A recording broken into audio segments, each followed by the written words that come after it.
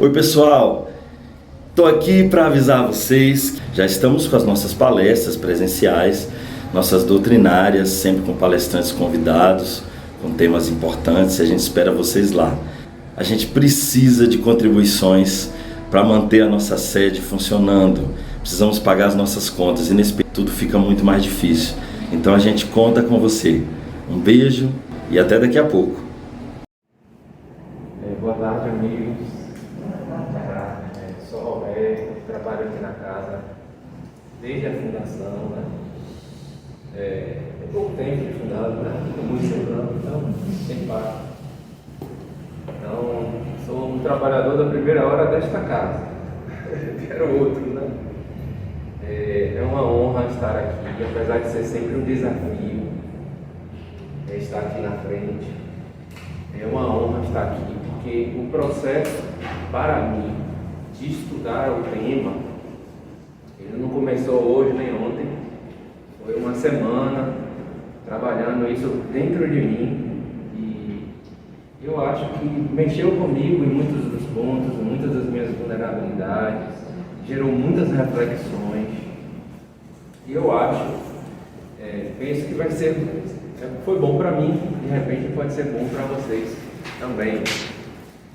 O tema é no capítulo 3 do livro dos médiuns, que é o método. A gente às vezes pode estar confundindo. Método de quê, Roberto? Método de quê? Método científico, método de experiência, é um método para conhecer a doutrina espírita, método para você ensinar a doutrina espírita. É um método. Eu prefiro que a gente vá construindo o porquê desse título ao longo do caminho. Para quem não conhece, o livro dos médiuns é um livro da codificação espírita, é o segundo livro. São 5 livros codificados, lançados por Kardec. O primeiro é o livro dos Espíritos, o segundo o livro dos médiuns, o terceiro é o Evangelho segundo o Espiritismo, o quarto, Céu e Inferno, e o último, a Gênese. Entre eles teve o que é o Espiritismo. Depois que Kardec desencarnou, teve obras póstumas. E eu gosto ainda de dizer que Kardec teve muitos continuadores, né? E um deles que eu considero muito, que foi Chico.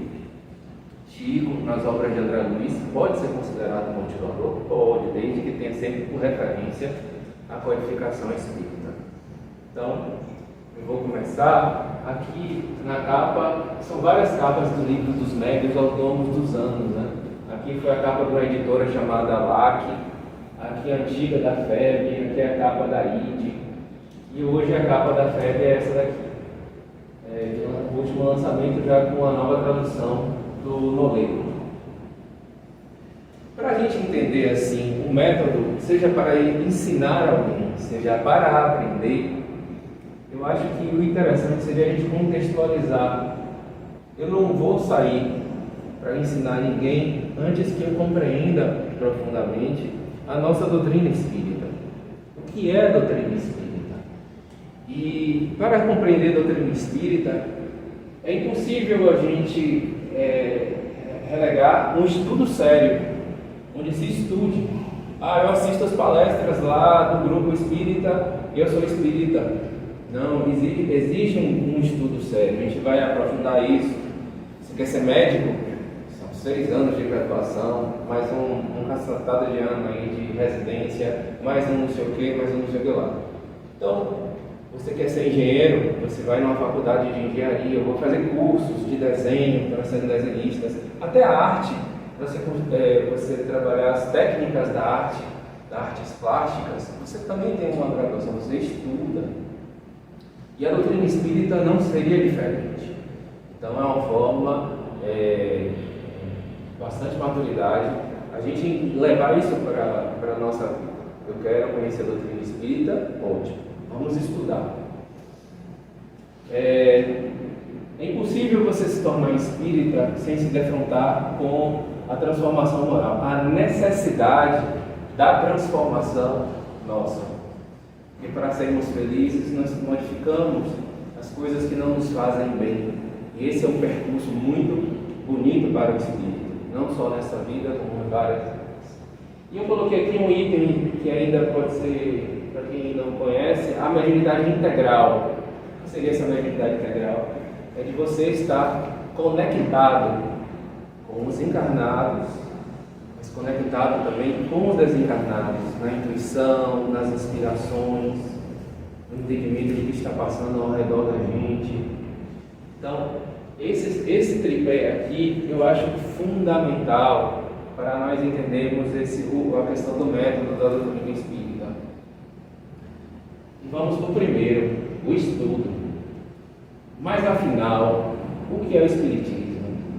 Lembra que a CEB, há muitos anos atrás, nós fizemos um seminário, acho que foi no início do século. No início do século nós fizemos um seminário com participações bem interessantes, que tinha Bernardo, tinha Medrado, tinha tantos Messias, tinha tantas pessoas legais dando as palestras nesse seminário, onde a gente divulgou para a nossa cidade, e o tema era, afinal, o que é o Espiritismo? Pelo conceito que nós temos que é dentro do que é o Espiritismo é uma ciência que trata da natureza, da origem e do destino dos espíritos, bem como suas relações com o mundo corporal, ou seja, os espíritos desencarnados, suas relações com o mundo corporal, como é que como nós vamos lidar. Inclusive no Livro dos Espíritos, que é o primeiro livro da codificação, o livro 2 trata exclusivamente disso, dos espíritos, justamente dessas relações. Então, o Espiritismo é uma ciência que tem essa natureza de fazer essa investigação, essa observação dessas relações. O Espiritismo é ao mesmo tempo uma ciência de observação e uma doutrina filosófica. A observação está na raiz da doutrina espírita. Kardec, ele era profundamente um pesquisador sério da época. E uma das coisas que ele coloca sempre sobre o método dele, da doutrina espírita, para codificar a doutrina espírita, era de observar. Então ele chegava e observava os fenômenos que estavam acontecendo. Primeiramente, as mesas que giravam e que se comunicavam com nós encarnados. Ou seja, como é que uma mesa desprovida de cérebro e nervos vai se comunicar conosco? Até ele chegar na conclusão de que não é a mesa, são os espíritos que foram encarnados, perderam o corpo com a morte e que tentam se comunicar com nós. Então, Kardec, pela observação, ele percebeu que aquilo ali era uma manifestação dos espíritos. Eles queriam se comunicar conosco, eles queriam dizer para nós o que acontece após a morte. Então, pela observação e depois experimentação, e ele começou a fazer várias perguntas, e experimentar e tudo mais. Então, a doutrina espírita é uma ciência de observação, experimentação. Então, isso nós como espíritas, continuadores de Kardec, humildes, continuadores, porque trazemos isso, o estudo da doutrina espírita dentro de nós. O que é que nós temos que fazer? Observar. Mas observar fora, bem. Observar as manifestações, ok. Mas observar dentro de nós. O que é que está acontecendo com os nossos sentimentos, com as nossas emoções? Observar tudo. Ele era um observador. Hoje as escolas, as novas escolas que buscam desenvolver a autonomia das crianças, elas trabalham muito a observação, E isso é muito interessante, porque na minha época não, é isso e acabou, viu, meu filho? É isso aqui. Aceite que dói menos. Hoje a gente precisa acompanhar esse processo bem interessante. Então, dentro da doutrina espírita, quais são os princípios básicos da doutrina espírita? Só falando rapidamente, a doutrina espírita ela fala da crença em Deus. Nós acreditamos em Deus como inteligência suprema, causa primária de todas as coisas. Nós acreditamos na imortalidade da alma. O que significa isso? Primeiro, que nós somos espírito, nós somos alma aqui, nós somos alma. E depois que nós vamos sobreviver após a morte. Alguém tem alguma dúvida disso? Isso é importante. Esse é o ponto inicial. Nós acreditamos ter uma alma. E se acreditamos ter uma alma, nós acreditamos que vamos sobreviver após a morte? Porque isso é a base de todo o nosso conhecimento. A crença em Deus e da imortalidade da alma. Nós vamos seguir. Todo o conhecimento, toda a nossa discussão filosófica parte disso. Nós acreditamos na comunicabilidade. Eu acabei de falar, os espíritos podem se comunicar conosco. Se nós acreditamos na vida após a morte, o que impede que nós tenhamos os nossos amores, as nossas relações que ficaram na Terra? Não podemos nos comunicar com essas pessoas. Então nós acreditamos, a doutrina espírita acredita na comunicabilidade. Os espíritos podem sim e têm se comunicado durante toda a história da humanidade. Ponto. Podemos olhar diversos exemplos, de diversos textos, de diversas religiões. A comunicação sempre esteve lá, dos espíritos desencarnados com os encarnados. Nós acreditamos na reencarnação porque nós acreditamos que precisamos progredir, evolução. Então nós acreditamos na reencarnação como algo que é como um instrumento para nos dar nosso progresso espiritual. Ou seja, se não aprendemos nesta vida, aprenderemos na próxima.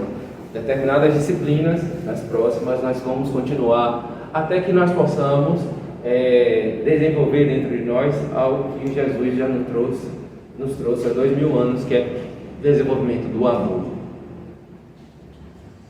Acreditamos na diversidade dos mundos habitados, dentro desse infinito que se chama universo, a esse infinito que existem os planetas, a quantidade de planetas, de estrelas que existem, apenas menos que um grão de areia teria a capacidade de haver a vida.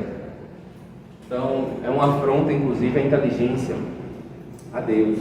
Então, há muitas moradas na casa do meu Pai, há muitos mundos habitados, e mundos de diversos graus, onde é casa de espíritos de diversos graus de evolução, de progresso espiritual. Então, dentro dos princípios básicos da doutrina espírita, a gente não pode esquecer que a doutrina espírita é chamada como o cristianismo redivivo, porque a doutrina espírita é uma doutrina cujos valores são cristãos: amar a Deus sobre todas as coisas e amar ao próximo. E se Jesus é o nosso mestre, o que é que a gente faz? O que é que um discípulo faz? O discípulo não faz o que o mestre deu exemplo? Não. O discípulo segue. Então, se nós acreditamos em Deus, acreditamos na imortalidade da alma, e nós acreditamos em Jesus, acreditamos nas palavras do Cristo, mas não o Cristo como o pessoal está deturpando aí, que é a favor das armas, tá? Essas fake news aí, pelo amor de Deus. Mas o Cristo de amor, que o tempo inteiro que ele veio aqui há 2000 anos só foi para falar de amor e dar o exemplo de amor.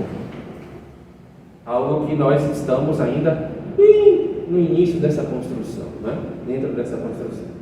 Então o Espiritismo é o cristianismo redivivo. A doutrina espírita, ela veio dar mais força à revelação de Jesus, né? À mensagem de Jesus. Quando a gente fala de estudo, a gente fala sobre aquela questão que eu acabei de mencionar, que é o capítulo 1 do Livro dos Médiuns. Eu estou no capítulo 3, a gente vai falar sobre método, mas o capítulo 1 fala sobre a espíritos e fala justamente sobre isso. É um capítulo de fé, o A Espíritos, onde você vai perceber que se eu acredito em Deus e acredito na imortalidade da alma, e qual é a consequência disso tudo? Então, o que impede que um espírito possa se comunicar conosco? Converse com uma pessoa que seja totalmente cética e possamos fazer o contrário. Vamos perguntar a eles se é impossível que haja essa comunicação, haja vista que eu sobrevivi após a morte, né? A palestra da semana passada, de Flávio, foi sobre o maravilhoso sobrenatural, que fala sobre a questão da gente não acreditar em tudo, mas também fala sobre que não existe nenhum tipo de milagre do ponto de vista de derrogar as leis de Deus, mas apenas de uma ignorância de como esses fenômenos eles acontecem. Ou seja, como o Flávio também disse, repetindo, se uma mesa ou uma cadeira levitar, ou um espírito se materializar aqui nessa sala, desencarnado, e nos falar, ou uma voz soar aos nossos ouvidos, ou onde nós vemos alguns espíritos, é de não acreditar que aquilo ali é uma derrogação das leis de Deus, mas simplesmente o cumprimento delas. E o estudo da doutrina espírita vai nos favorecer que a gente possa compreender isso, ou pelo menos observar, investigar, que é o nosso propósito do nosso codificador. Então, do maravilhoso sobrenatural, observar, experimentar a concordância, buscar a concordância dos espíritos de igual estado de evolução, não é uma concordância de um espírito mais evoluído e de um que acabou de desencarnar, que não tem noção do plano espiritual nem nada, mas de espíritos de igual progresso. Você ter essa concordância foi baseado nisso que o livro dos Espíritos e o resto da codificação. Estudar sempre, porque estudando sempre que nós vamos sintonizando, vamos maturando a nossa mente, vamos descobrindo coisas novas, vamos ampliando as nossas percepções e entrar naquele estágio que eu falei sobre a mediunidade integral. Estudando mediunidade para vivermos melhor, vou falar mais na frente, buscando a mente equilibrada, que faz parte dessa mediunidade integral. Eu estou tratando de mediunidade integral aqui porque eu achei muito legal uma palestra que vale a pena que vocês possam ver no YouTube, do Jacobson Trovão, se eu não me engano. Ele fala sobre isso e eu achei muito pertinente para trazer esse tema. Viver como médium, mediunidade na vida, ou seja, os nossos sonhos, nós nos comunicarmos com os nossos sonhos, não pelo maravilhoso sobrenatural, porque sonhos podem ser de vários tipos de terror, né? Nas nossas reuniões, nas nossas conversas, buscando desenvolver a nossa intuição. Há uma coisa que a gente não pode esquecer, que é a mediunidade, que a doutrina espírita vem dizer, fulano é médium. E de fato, você vai ver médiuns em todas as religiões. Você vai ver médiuns que não são espíritas, porque a mediunidade não é um atributo da doutrina espírita. A mediunidade é uma faculdade natural que acontece com qualquer um de nós, pode acontecer. Eu estava vendo eu e o Lides, nós estávamos vendo um programa na TV, o cara, ele ia, porque lá nos Estados Unidos parece que tudo é cobrado, né? É uma coisa assim, mais como uma consulta. E aí ele ia em direção a essa pessoa que chamou ele, que contratou os serviços dele. E ele no caminho, ele já tinha a percepção de todo o problema da pessoa que ele ainda ia encontrar. Não é uma mediunidade gratuita, ele cobra por isso e vai lá para fazer isso. Ou seja, a mediunidade não está ligada a nada moral, nada disso. Quando você não tem a mediunidade associada a alguma coisa como a caridade, você chama, Kardec colocou isso como mediunismo. Mas enfim, a mediunidade é a capacidade de você transmitir a mensagem de um espírito desencarnado para nós no plano encarnado. Só que a intuição não deixa de ser uma comunicação quando inclusive você verbaliza isso. É a inspiração. Não deixa de ser uma mediunidade também. Não existe só a mediunidade de você incorporar o espírito e transmitir a mensagem dele pela voz, através da como a gente chama tecnicamente da psicofonia ou da psicografia, de escrever a mensagem dos espíritos.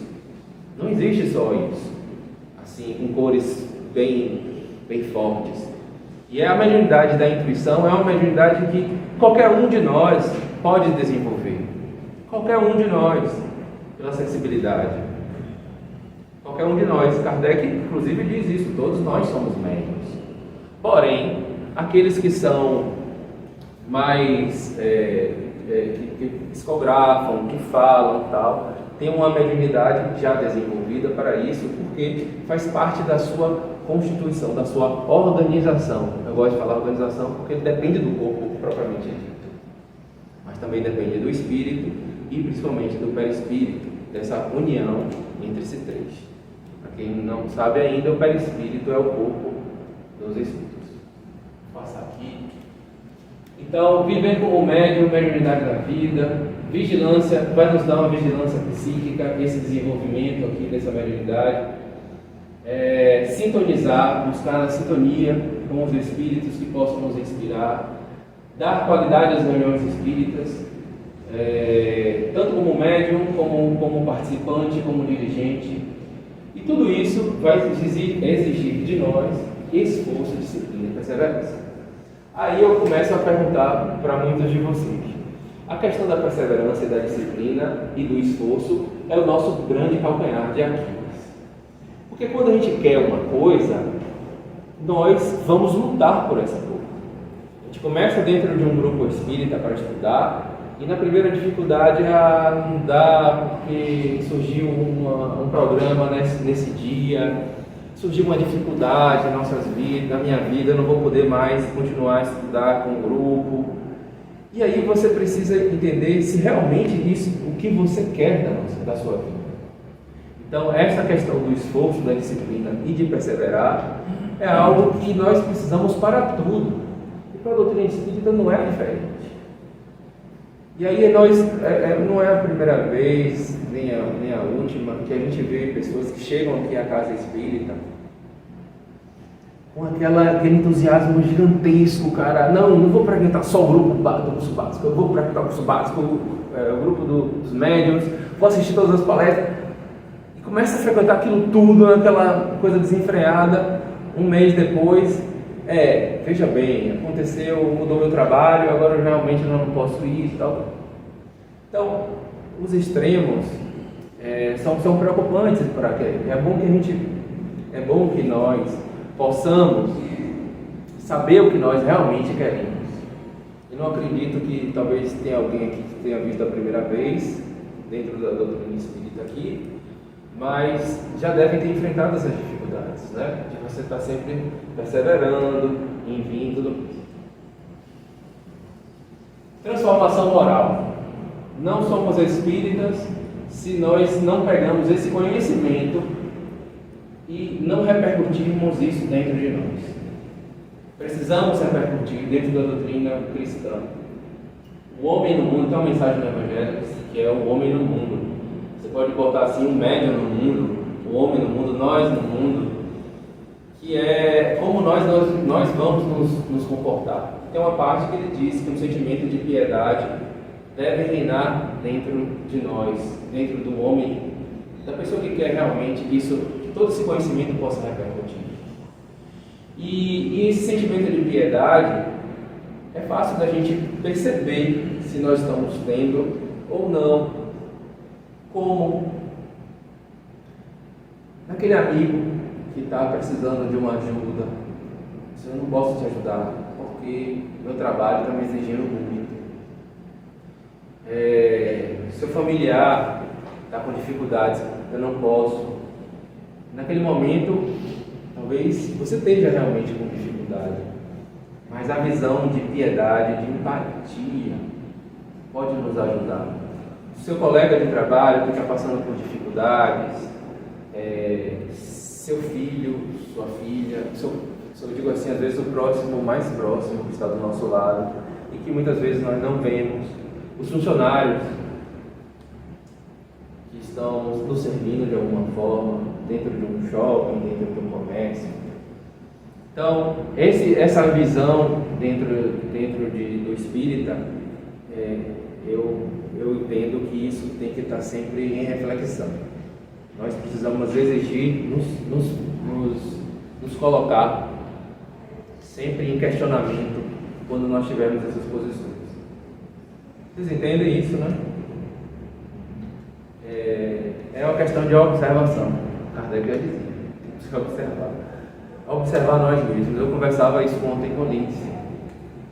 Então, Para mim, é muito duro perceber muitas vezes que eu não sou empático e que eu não tenho piedade. Isso às vezes é muito forte dentro de nós, esse confrontar-se o tempo inteiro, né? Caridade, acabei de falar, o sentimento de piedade que deve reinar no coração. Fora da caridade não há salvação. O que é essa salvação?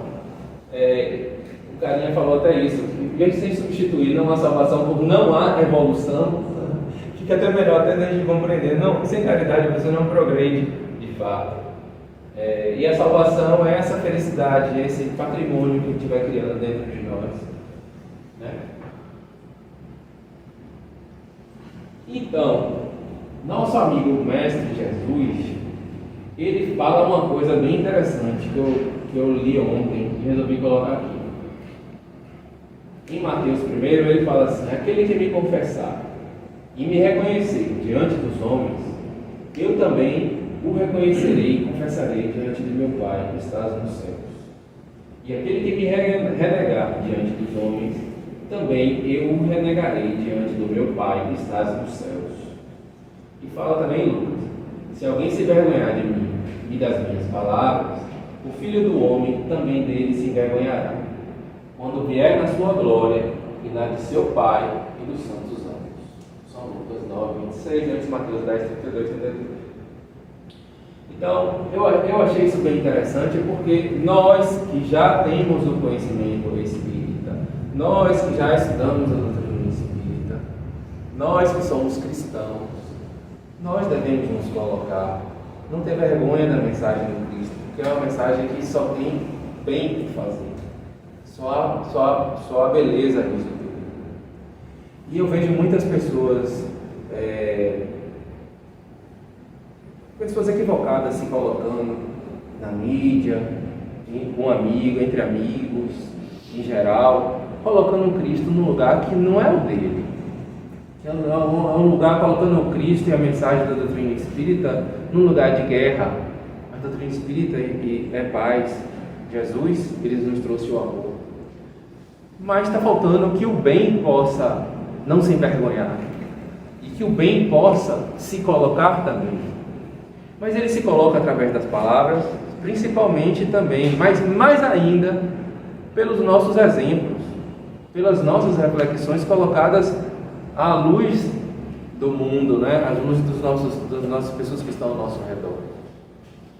Então eu acho que isso aqui é para que a gente possa levar a doutrina espírita sem ter vergonha, porque como assim vergonha?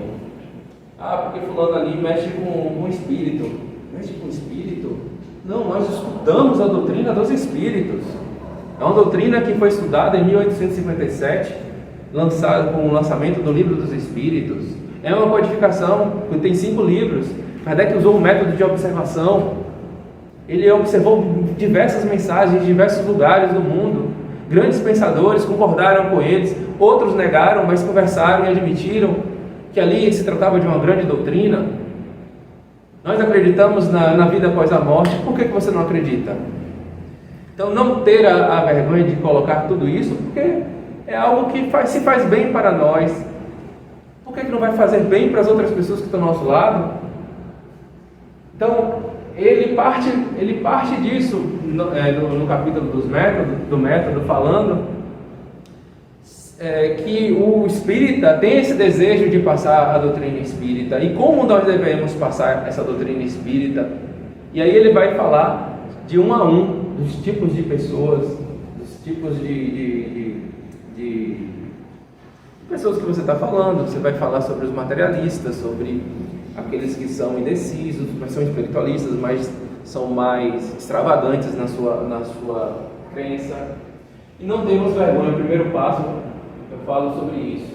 Eu penso que seja isso. E aí já começa propriamente dito o capítulo do método. Kardec fala sobre ensinar, transmitir, e que não constitui ensino unicamente o que é dado do púlpito ou da tribuna. Há também a simples conversação, ou seja, só o fato de você estar no púlpito, ou seja, se está aqui na frente falando sobre isso, não é a única forma de falar sobre a doutrina espírita. você pode ter na sua conversa com o seu amigo, no seu trabalho, falando aqui com os grupos de estudo, divulgando a doutrina espírita de diversas formas. Ensina todo aquele que procura persuadir ao outro, seja pelo processo das explicações, seja pelo das experiências. É crença geral que para convencer basta apresentar os fatos. Esse, com efeito, parece o caminho mais lógico. Entretanto, mostra a experiência que nem sempre é melhor, pois que a cada passo se encontram pessoas que os mais patentes fatos absolutamente não convenceram.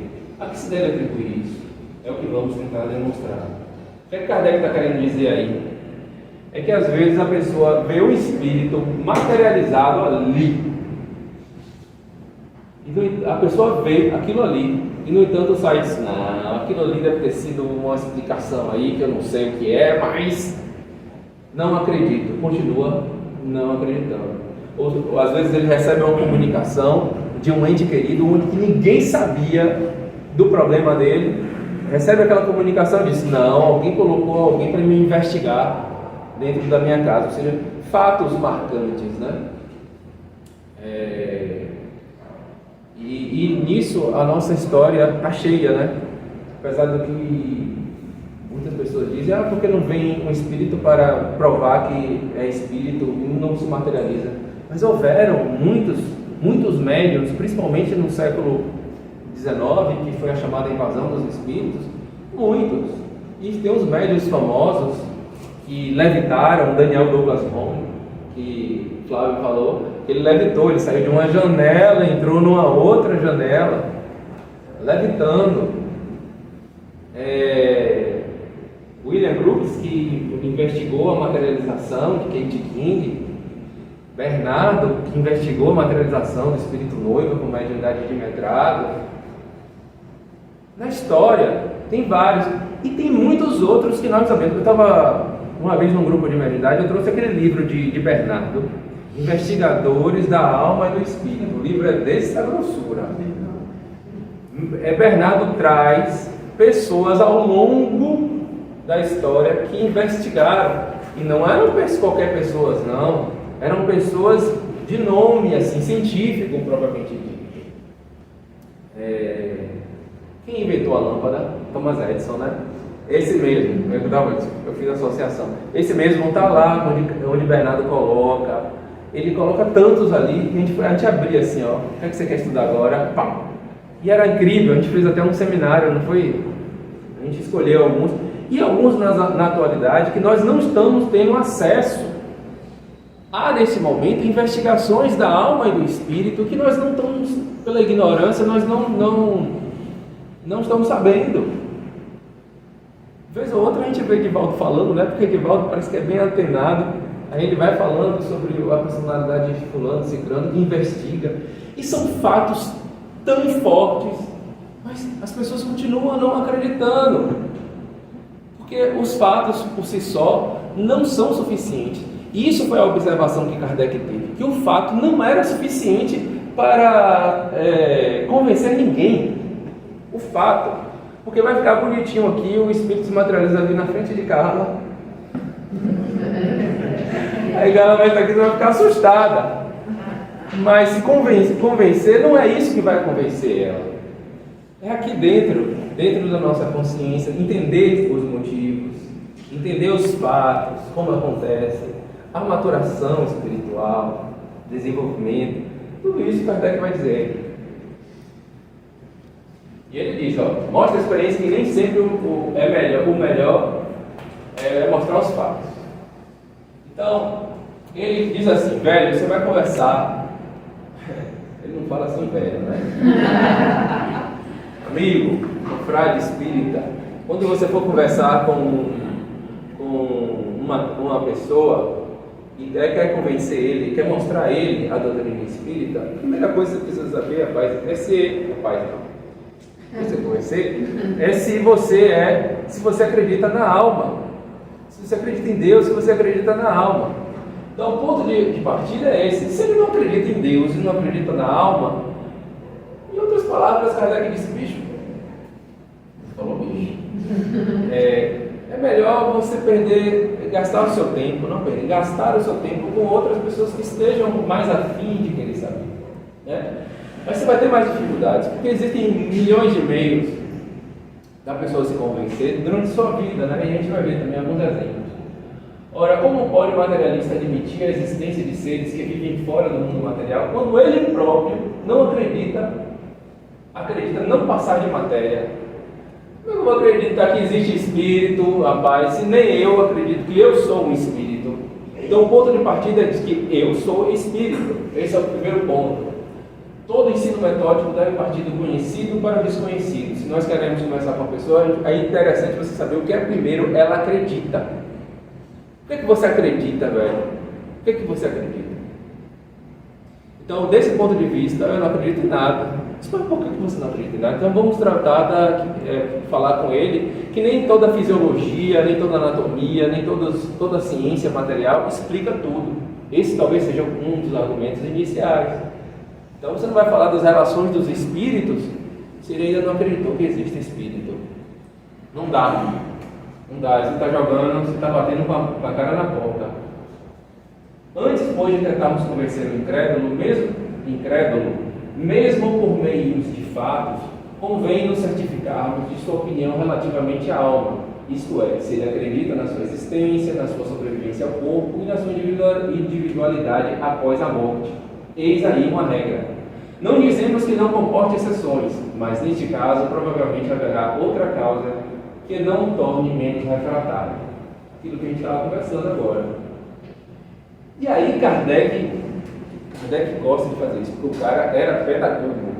Então ele gosta de uma classificaçãozinha para poder entender o que estava acontecendo. Ele era área 1, pode ser. Ele gosta de botar as coisas na caixa. Então, ele dizia que existia dois tipos de materialistas.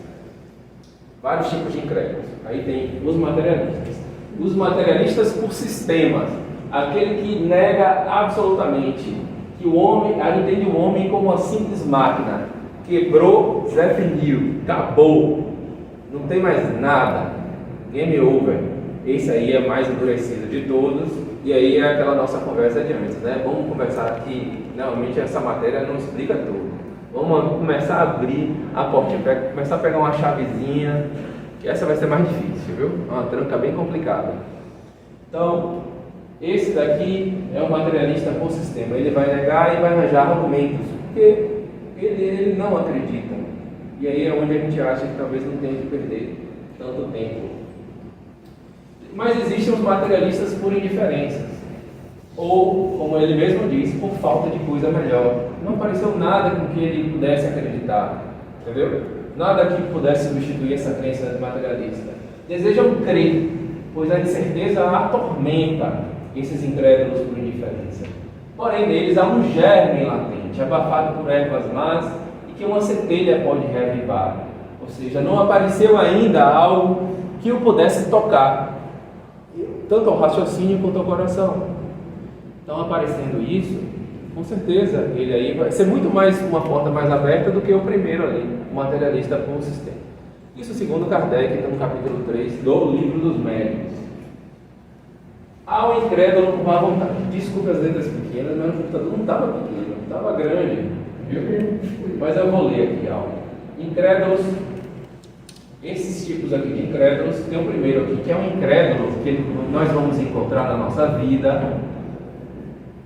Essa galera que eu estou listando aí, que ele está colocando como classificação, são tipos de pessoas que nós vamos encontrar ao falarmos sobre a doutrina espírita. A gente falou sobre o materialista por sistema, ele que nega absolutamente. O materialista por falta de uma coisa melhor. E agora a gente está falando sobre um incrédulo de má vontade. Melhor não acreditar, porque isso lhe abalaria a tranquilidade nos prazeres materiais, ambições, egoísmos, vaidade humana. Fecha os olhos para não ver e tapa os ouvidos para não ouvir. Cara, esse é o que tem mais, esse é o que broca, no meu entendimento, na humanidade atual. Broca, é o que tem mais, polula. Então, rapaz, se eu acreditar nesse negócio, vai quebrar minha guia. Eu não vou mais poder ser mais o mesmo. Eu não vou poder mais me esbanjar como antes, estar nos meus prazeres, nas ilusões da vida. Nas ilusões da vida. Então ele aqui, má vontade, eu não me venha trazendo esse tipo de crença não, porque eu estou aqui muito bem. Até quando? Não é não, Marlene? Até quando?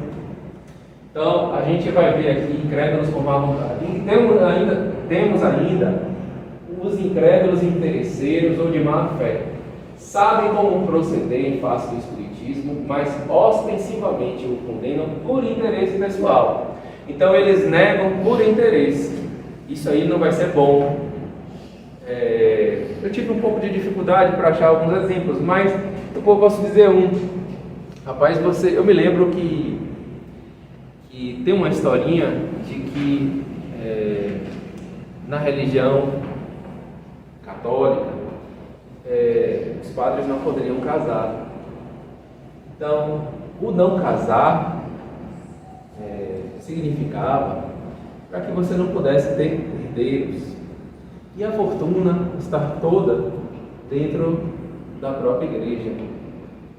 E dentro desse contexto todo, você vê que foi um artigo de má fé para que pelo interesse pessoal foi manipulada essa religião.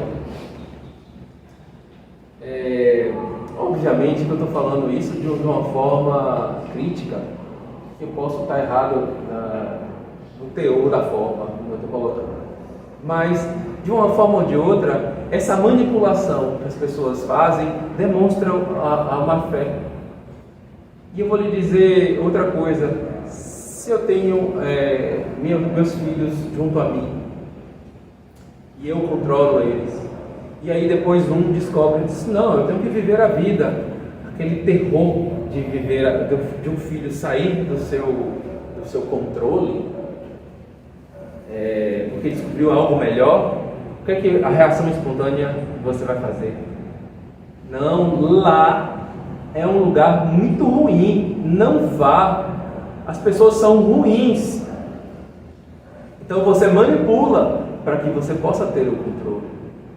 Então, um exemplo na religião, um exemplo em nossas famílias pelo controle, e o exemplo da própria religião, que você fala porque você não tem o interesse que as pessoas acreditem nisso ou naquele outro.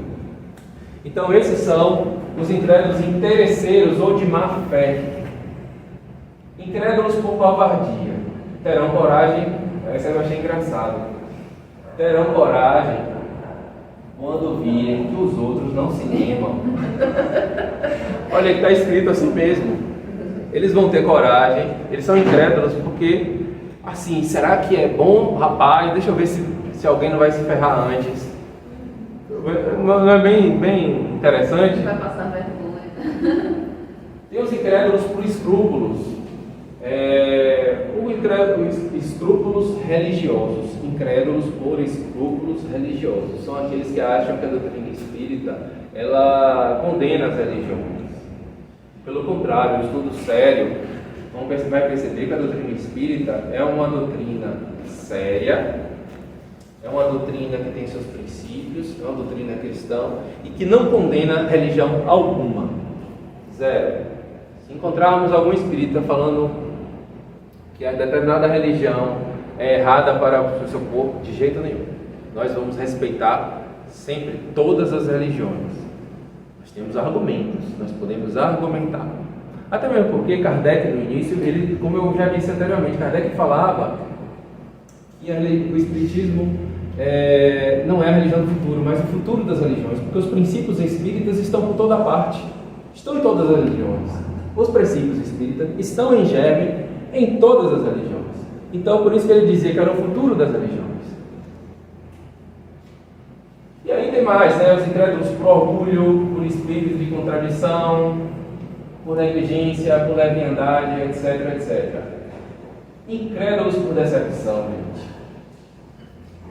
Passaram da confiança exagerada à incredulidade, porque sofreram desenganos. Resultado do estudo incompleto do Espiritismo. Isso eu fiz questão de colocar no textozinho. Resultado do estudo incompleto do Espiritismo.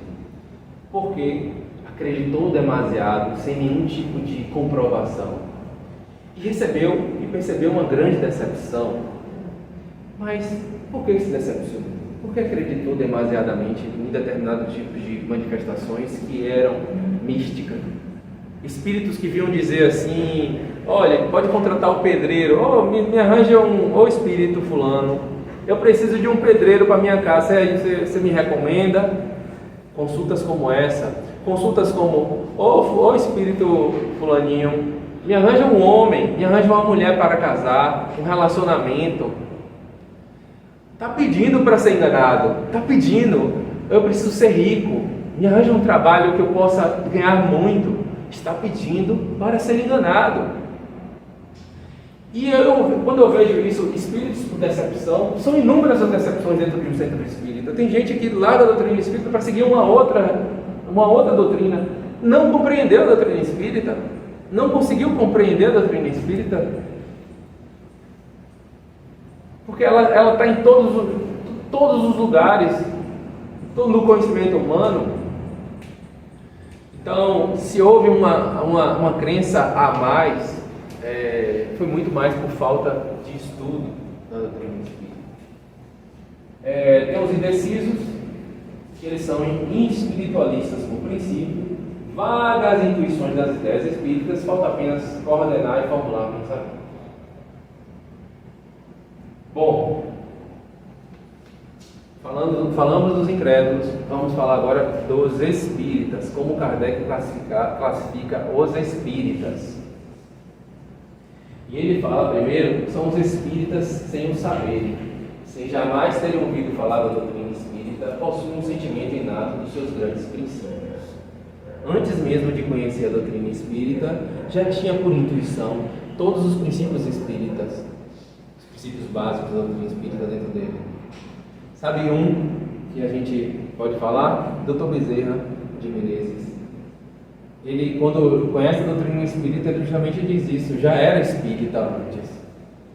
Porque todo aquele conhecimento que ele descobriu, para ele já era uma grande verdade, e que se traduziu na hora que ele começou a estudar a doutrina espírita. Dr. Bezerra e outros expoentes assim da história. Nós mesmos, muitos de nós, às vezes, antes de conhecer a doutrina espírita, a gente tem aquela leve intuição da crença dos espíritos, na comunicabilidade, do que é certo, do que não é errado. Somos cristãos também, então temos isso por natureza, né? Então, somos espíritos sem o saberem. Espíritas experimentadores, os que creem pura e simplesmente nas manifestações. O espiritismo sendo apenas uma ciência de observação. Há quem diga que isso nem espírita poderia ser, porque o espírita que não crê em mágicas e experimentações, na verdade, não entendeu a doutrina espírita. Ou seja, ele só vai acreditar nos fenômenos da reunião mediúnica, da incorporação, mas para aí, acabou. Somente isso. Tem uns caras agora chamados espíritas imperfeitos. Conseguem ver no espiritismo mais do que os fatos, compreendem a parte filosófica, admiram a moral daí decorrente, mas não a praticam. Eu estudo que filosofia porreta, muito legal, doutrina espírita legal, mas continuam os mesmos, raivosos, orgulhosos, prepotentes, egoístas, sem mudar nada, zero. Esses são os espíritas imperfeitos. Vamos nos observando, tá? Porque eu fui lendo, eu vou dizer onde é que eu me encaixo aqui. Eu vou lhe dizer que não é no espírita perfeito. Então tem os sem saber, experimentadores, os imperfeitos. Agora os verdadeiros espíritas, os espíritas cristãos. Os que não se contentam em admirar a moral espírita, mas a praticam e aceitam todas as suas consequências. A caridade é, em tudo, sua regra de conduta. E aí, deveríamos estar nessa classe, todos nós. Deveremos estar. Pelo menos o nosso esforço tem que ser nessa direção. E é por isso que eu digo que fazer essa palestra para mim foi muito bom, pelas reflexões que ela gerou. E se a gente não gera reflexão, também isso tem que gerar uma reflexão. O porquê que não gerou? Porque a gente tem que decidir afrontar O espírita, ele precisa se defrontar. Quando você não se defronta, significa que você está tão acostumado com aquilo ali, nas resistências, à mudança. Então temos que ser diferentes. A doutrina espírita nos impele a sermos diferentes. E tem os espíritas exaltados. Esse aí é bem parecido com aqueles que saem por decepção. Confiança demasiada cega. Às vezes você está na sua bancada da pia, né? Aí você bota, aí o gelo cai na pia. Aí não sei se você já viu, aí o gelo anda. É espírito! Pronto, o espírito mexeu o gelo. É o copo, né? Tem um efeito da água que gira. É o espírito que fez isso. Não é o espírito que fez isso. O espírito não fez tudo isso. Ou seja, você acaba ficando alvo de galhofa por você acreditar em qualquer coisa. Não se deve acreditar em qualquer coisa. Kardec nos trouxe, novamente, como eu disse para vocês, observação. A gente precisa investigar. Então, vamos lá. Meio de convencimento. Eu sempre erro no tempo da negócio, rapaz. É incrível. Ainda tem um monte de coisa. Os meios de convencer variam extremamente conforme os indivíduos. O que persuade a uns, nada produz nos outros. Isso está lá no capítulo 3. Os que convencem, um jeito de convencer a um não vai ter a mesma eficácia a outro. São meios diferentes. Dirige-vos, portanto, às pessoas, aos de boa vontade, cujo número é maior do que se pensa, e o exemplo de suas conversões, multiplicando-se mais do que simples palavras, vencerá as resistências. O verdadeiro espírita jamais deixará de fazer o bem, lenir corações aflitos, consolar, acalmar desesperos, operar reformas morais. Essa é a sua missão. É nisso também que encontrará satisfação real. O espiritismo anda no ar, difunde-se pela força mesmo das coisas, porque torna felizes os que o professam. Quando o ouvirem repercutir em torno de si mesmo, entre seus próprios amigos, os que o combatem com o sistema compreenderão o insulamento em que se acham e serão forçados a calar-se ou render. O verdadeiro espírita jamais deixará de fazer o bem, lenir corações aflitos, consolar. Então esse é o nosso verdadeiro exemplo, primeiro para dentro de nós, todo esse trabalho dentro da gente, e como um perfume, né, ele alcança as outras pessoas de uma forma muito natural, porque você que está fazendo isso, começando dentro de si. No Espiritismo não conseguiremos proceder o estudo como nas ciências ordinárias. Os fenômenos espíritos não correm à nossa vontade, deveremos observar e esperar os resultados. Comecemos pela teoria. O que ele quer dizer isso? Que se eu vou estudar os fenômenos, eu sou físico, vou estudar os fenômenos da física. Eu posso simular os fenômenos da física a qualquer hora, certo, irmãos? Posso criar todo um contexto, todo um meio e criar os experimentos a qualquer momento. Mas com a doutrina espírita eu não consigo, porque o elemento é o próprio espírito. O espírito ele vai se manifestar quando quiser, e não pela nossa vontade. E muitas vezes a gente quer forçar e acaba se perdendo em nossos estudos, pelo nosso orgulho e tudo. Então, o conhecimento espírita, ele não é como um conhecimento da física, da matemática, que você pode simular o tempo todo, porque você depende da vontade dos espíritos. E Kardec, ele coloca aí, comecemos pela teoria. E ele fala dos grupos de estudo, dos grupos, e aí eu vou no curso básico, o curso de mediunidade, você estudar, trocar as informações, né? Ser-nos-ia difícil dizer quantas as pessoas que desde quando começamos a ocupar-nos com o Espiritismo hão vindo ter conosco E quantas delas vimos que se conservaram indiferentes ou incrédulas diante de fatos mais positivos e só posteriormente se convenceram mediante uma explicação racional? Quantas outras que se predispuseram à convicção pelo raciocínio? Quantas, enfim, que se persuadiram sem nada nunca terem visto, unicamente porque haviam compreendido? Falamos, pois, por experiência, e assim também é por experiência que dizemos consistir o melhor método de ensino espírita em se dirigir àquele que ensina antes à razão do que aos olhos.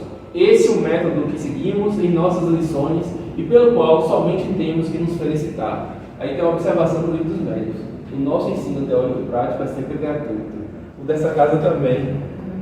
Nossos cursos, né, que a gente vai começar aqui com o curso do livro do Espiritismo, aos sábados, às 16 horas, é gratuito. Você não paga nada. É só estar aqui e ter essa vontade realmente de conhecer, de aprender.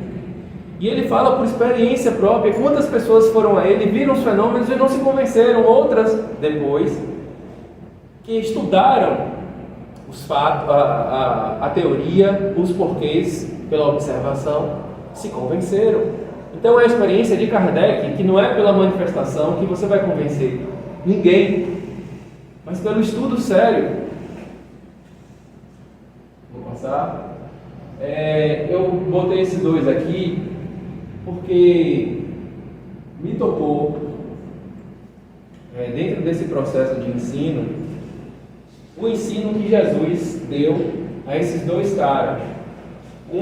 A esse senador romano, que era Públio Lentulus, vulgo Emmanuel, e esse daqui, que era Paulo, antes Saulo, que está nesses dois livros aqui. São livros muito bons, são romances espíritas verídicos. Posso dizer aqui a história dele mesmo, de Emmanuel, que foi o senador, foi psicografado por ele. E esse aqui foi escrito pelo próprio Emmanuel, ambos pela mediunidade de Chico. E aqui, cara, é bem possível que 99% das pessoas tenham lido, mas tem uma parte nesse livro que eu li há muitos anos, não li de novo, mas ficou aqui dentro da minha cabeça. Inclusive, eu vou pegar esse trecho e quem tiver dentro do grupo de CEPs, do WhatsApp, pode ver. Quem não tiver, pode procurar Marquinhos, que Marquinhos adiciona, se for o caso, aí já adiciona para ver. É uma parte em que ele, Públio, o grande senador, ele era extremamente, como todo senador, político, que detinha um poder naquele momento, ele estava com uma grande dor no seu coração, porque a sua filha, Flávia, ela estava doente, se não me engano era lepra, e nada na medicina daquela época conseguia restituir a sua saúde. Lívia, a sua esposa, e a ajudante dela, de Lívia, elas receberam informação de que talvez o mestre Jesus, que estava passando pelaquela região, poderia curar a filha. E ele relutando, e por quê? Como um desses falsos profetas e tal, existem tantos aí e tal, e ele não admitia naquele orgulho dele totalis. E aí, só que depois não existe algo que nos modifique, que não seja a dor. Infelizmente, a dor nos abaixa nosso orgulho, nos transforma. A dor realmente é uma puxada de tapete. E aí, depois que ele vê que a filhinha parece que não ia durar mais tanto, ele diz: rapaz, eu vou lá atrás desse cara. E aí ele vai em direção. Agora, onde é que ele vai? Ele vai num momento em que não tem muita gente perto de Jesus, estava escurozinho, tal, lá, para que ninguém pudesse ver. Ele disse: eu vou falar com aquele cara, por favor, ajude lá minha filha, que ninguém veja. E ele foi lá procurar o mestre, nosso mestre Jesus. Quando ele anda procurando, aí ele vê ao longe uma pessoa que com certeza seria Jesus. Naquele momento, é a hora que há não sei quantos 20 e poucos anos que eu li esse livro, que eu comecei a chorar, porque ele, o senador, com aquele orgulho todo, ele ajoelha instintivamente. Ele ajoelha e começa a chorar. E Jesus percebe e vai em direção a ele. Só que Jesus não é mole. Jesus, faca aqui, rapaz. E aí Jesus fala ao coração dele, mas fala mesmo. E que a filha dele ia ser curada muito mais pela fé da esposa Lívia do que pela ainda arrogância que ele tinha. Então, naquele momento, Públio era o cara mais incrédulo. A gente pode até voltar aí, que tipo de incrédulo era aquele? E a dor naquele momento que ele estava sentindo fez ele procurar Jesus. E aí Jesus fala tudo isso, mas ele tem uma parte que Jesus diz assim: esse momento agora pode ser um momento único para você. Você pode quebrar esse seu orgulho todo e modificar a sua vida, fazer dar uma nova guinada na sua vida, ou continuar assim ainda por milênios e retornar a mim, que uma hora você vai progredir. Ou seja, ou você se resolve agora na sua vida, ou você vai demorar milênios assim. Cara, quando eu li esse livro eu pensei, agora ele vai se transformar. E nada. No caminho, ele já foi assim em conflito. Chegou em casa, Flávia estava de boaça, ótima. Aí a Lívia disse, pô, foi o mestre Jesus. Não foi o mestre nada. Ela melhorou porque tinha que melhorar, porque foi dado muitos remédios para ela. Ou seja, o cara se ajoelhou. Ele se emocionou. E no entanto, naquele ele não conseguiu vencer o orgulho. Você quer convencer um cara desse? Aí só a dor mesmo, meu. Só a dor. Isso há 2025. Há 21 anos atrás. Mas hoje ele está muito... Ele já, no final dessa encarnação, ele também já deu uma progredida. No entanto, a gente vê um cara aqui, Paulo, que também era um perseguidor de Jesus. Um perseguidor de Jesus. E ele fez muitas coisinhas que não eram coisas boas. Inclusive perseguiu o pobre do Estevão e tudo mais. Ele foi realmente algo que ali ele estava num caminho de perdição. E no caminho para Damasco, ele fica cego, ouve Jesus dizer: cara, por que me persegue não? Saulo, por que me persegues? E naquele momento ele dá a guinada, ele aceita dar a guinada na vida dele. Então somos nós. Podemos ser. Outra coisa, Jesus fala para ele: rapaz, você vem me procurar aqui agora que não tinha ninguém, isso para Públio, né? Então aqui não tem ninguém, por que você não me procurou na hora que tivesse um monte de gente para demonstrar que você tem fé? Isso também serviu de uma reflexão para mim. Será que quando a gente está com um problema, a gente tem fé suficiente para pedir ajuda? Não assim bastante. Se, gente, eu estou com um problema, preciso de ajuda, acredito na fé espírita, acredito que aqui eu posso ser ajudado e tudo mais. São reflexões que você vai estar tendo de acordo com a sua vida. Cada um vai ter a sua reflexão. E esses dois aqui, para mim, foram grandes. Eu adoro ler romance espírita. De uma forma ou de outra, esses que são verídicos, esses são para mim os melhores do Germano. Eu adoro esses. Porque eles trazem a experiência de sofrimento e de redenção desses espíritos. Ou seja, é possível que também nós possamos dar guinada nas nossas vidas.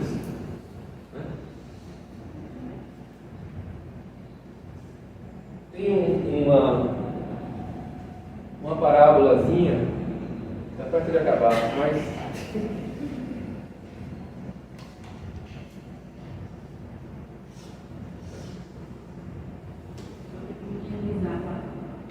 Minimiza.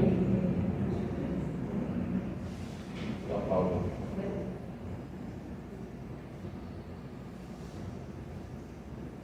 É a parábola do semeador.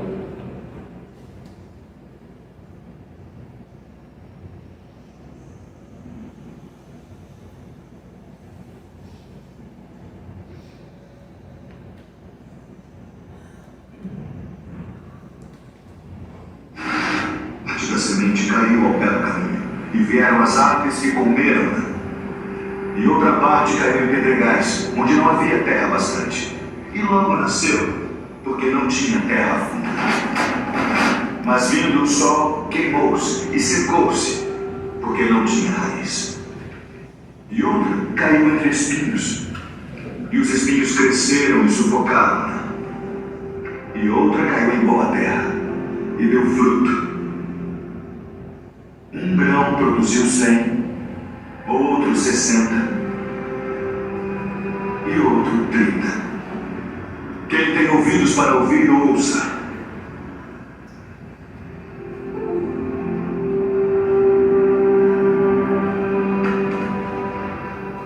Por que eles falam por parábolas? Porque a voz é dada conhecer os mistérios do reino dos céus, mas a eles não é dado. Porque aquele que tem se dará e terá em abundância, mas aquele que não tem, até aquilo que tem, lhe será tirado. Por isso eles falam por parábolas, porque eles vendo não veem, e ouvindo não ouvem nem compreendem. E neles se cumpre a profecia de Isaías, que diz: ouvindo ouvireis, mas não compreendereis, e vendo vereis, mas não percebereis.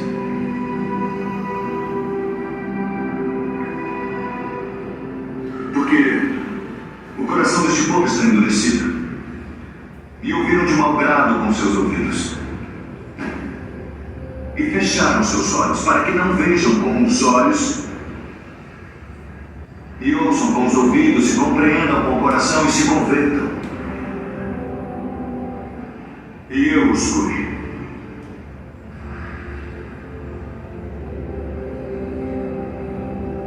Mas bem-aventurados os vossos olhos, porque veem, e os vossos ouvidos, porque ouvem. Porque em verdade vos digo que muitos profetas e justos desejaram ver o que vós vedes, e não ouviram, e ouviram o que vós ouvis e não ouviram.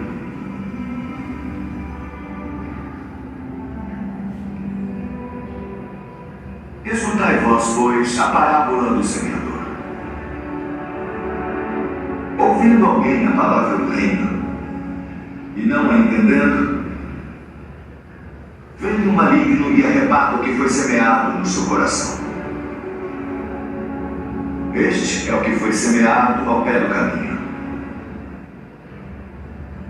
O que foi semeado em pedregais é o que ouve a palavra e logo a recebe com alegria, mas como não tem raiz em si mesmo,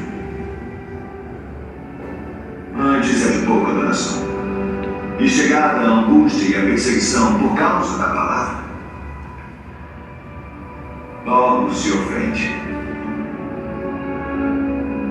E o que foi semeado entre espinhos é o que ouve a palavra, mas os cuidados deste mundo e a sedução das riquezas sufocam a palavra e fica infrutífera. Mas o que foi semeado em boa terra é o que ouve e compreende a palavra e dá fruto. E um produz 100, outro 60 e outro 30.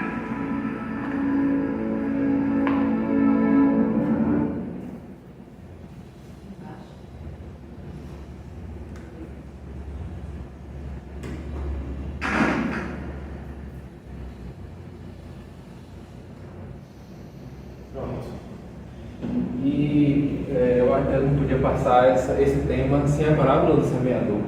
A gente fazer essa análise, qual semente cai, em que terreno somos nós, né? Estamos nos espinhos, no pedregulho, na estrada, na boa terra. E as pessoas que nós estamos nos relacionando. Então, é uma relação que nós devemos sempre estar observando. Eu queria passar questões que eu acho que são atuais. Na verdade, as pessoas que vêm à doutrina espírita, vêm na casa espírita em sua maioria hoje, diferente um pouco da época de Kardec, presumo, vem muito pela dor e querem respostas rápidas à dor, seja por ataques, pela obsessão, seja por problemas pessoais, seja por que for. Assim como o Kardec falou sobre aqueles que queriam as manifestações, ele acha que é importante que a gente, eu penso, que nós devemos acolher, enquanto espíritas, entender esse sentimento de dor. Mas ainda assim, se nós não pautarmos as relações dentro da casa espírita, pelo estudo, pela compreensão do que está acontecendo, a gente vai remediar o que está doendo agora. Mas a gente precisa tratar, como espíritas que somos, tratar a causa. E para tratar a causa, a gente tem que remontar à observação que Kardec disse, a observar. E isso vem pelo estudo mesmo da doutrina espírita. Então eu ainda continuo concordando com Kardec, que o estudo, devemos acolher, devemos fazer o que tiver dentro do nosso alcance, mas a cura real é com a compreensão da doutrina espírita, como ela realmente é, aquilo que faz com que nossos corações possam se modificar, onde nós possamos progredir. Tem uma mensagem que eu vou passar para vocês, eu não vou ler mais, porque não dá mais tempo, mas vejam a missão dos espíritas de Erasto, que está no Evangelho segundo o Espiritismo. É uma mensagem muito legal. Eu não consegui, eu tentei resumir o máximo, mas não tem como resumir. Então, às vezes falar de um capítulo aqui é a minha percepção desse capítulo. O certo é que vocês vão lá, no capítulo 3 do Livro dos Médiuns, leiam. Não leiam só o 3 não. O 1, o 2 e o 3, a Espíritos. Capítulo 2, Maravilhoso e Sobrenatural. E esse capítulo 3 do Método, que é da parte 1 do Livro dos Médiuns. Então, eu agradeço a vocês e tudo de bom. Amém?